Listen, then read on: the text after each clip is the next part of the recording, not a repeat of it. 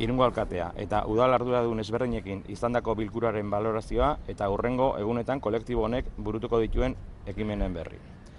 Jakina den bezala, pasaden apirilaren 7an bilera bat burutu genuen Jose Antonio Santano alkatearekin eta Cristina Laborda eta Belen Sierra zinegotziekin.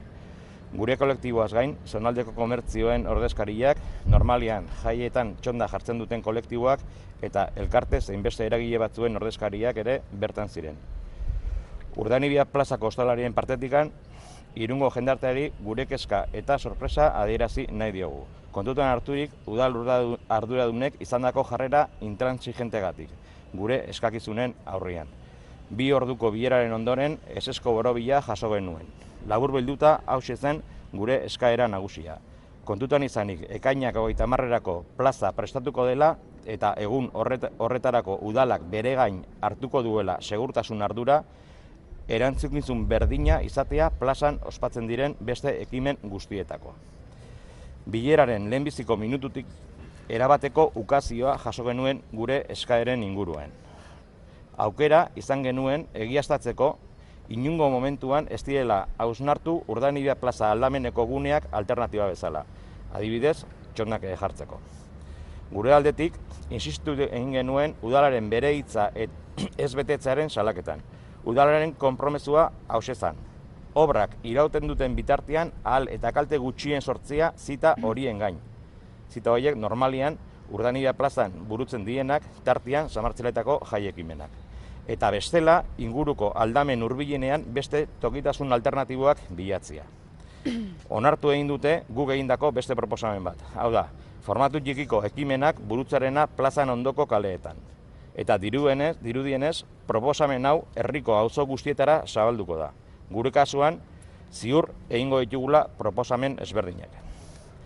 Dena den, eta momentu oro planteatu dugunarekin koherentiak izanik, baieztatzen dugu gure exigentzia. Txondak plazan ingurunean jartzeko alternatibak bilatzeko eta baita ere jai ekimen ezberdinak ospatzeko esan genuen eta horretan birbaieztatzen gera. Borondatea izan ezkeo alda, garaiz gabiltza. Gure eskakizunak laguntzeko helburuarekin sinadura bilketa jarri genuen martxan.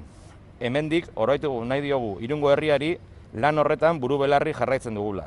Beraz, gure eskaerekin bat egiten duten orori gonbidatu nahi dugu lan honetan laguntzeko. Adibidez, hurbilekoen sinadurak biltzen, bai etxean, bai eskolan, bai lantokian edota lagunen artean. Horretarako, Urdanibia Moskuko tabernetan dituzte sinadura horriak eskuragarri. Bestaldetik, hurrengo apirilak 30ean, asteazkenerekin eta San Juan plazan, arratsaldeko 7 aurrera, jaia eta errebindikazioa uztartuko duen topaketa bat antolatu dugu.